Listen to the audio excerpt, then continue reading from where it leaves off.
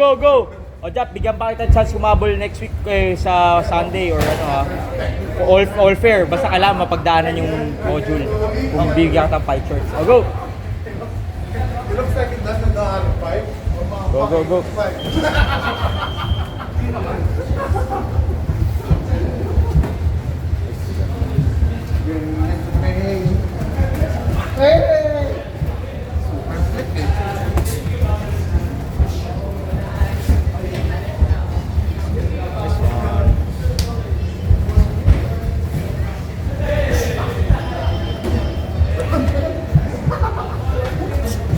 Nicely done. Someone's ready.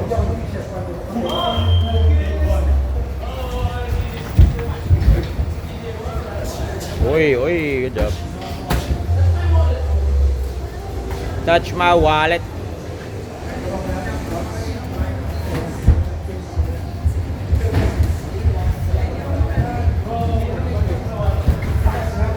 Nicely done. Ingat sa pader, Jap, ha? Oh, goods ka na?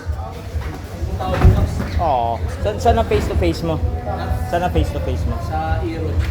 Anong school kami ask? Iisip mo, pupunta ako kasi 4 na modules sa tinuturo ko. Anong class? Anong class? Flexibility, mga trainers.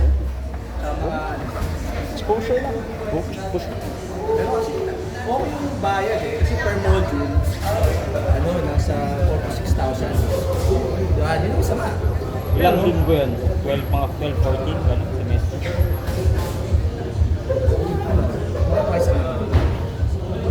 Pero ano lang yun, 4 hours.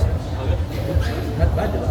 Pero kasi, problema ko, since December, nung pinuha ako, dapat yung sweldo pa eh. So, iniisip ko kung sisiputin ko, kaso nandun na yung pangalan ko, pangalan ko yung masira. So after this module, sabi ko, pag sa cut-off na wala pa rin, tayo na, I think it's fair to say, na hindi muna ako magtuturo kasi tangi na. Pero, don't make the impression na nag-quit ka. Ano lang, don't make the impression na nag-quit ka. Hindi. Hintay ka, wala na Oo, yun. maghintay ako ng sweldo. Kasi sabi ko, gusto ko Obligado hindi sila. ako charity, parang hindi ako charity. Mga obligado sila. Ano yung passion ko magturo at saka fitness, pero tangi na hindi ako charity. Business. So ako professional. Saya Brad, anim na thesis na produce ko yung sa class ko kasi kakatapos lang. May isang repeater group doon. Tapos napasan nila. DA? BA sa business. Pero nakakatuwa lang yung thing na natulungan mo, yung pinakamahirap na nagawa na. Hindi ko naman spoon feed. Tapos ka na ba sa page? Tapos wala. Title ko, di pa rin ina-accept pare. You want help? Tulungan kita. Nakaka-anim na ako na, nakaka-anim na title na ako. Ano ba title mo? If you don't mind? Tawag dito,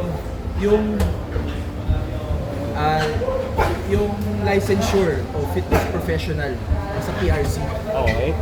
I-license yung mga, di ba meron yung mga doctor, may PRC license, di ba?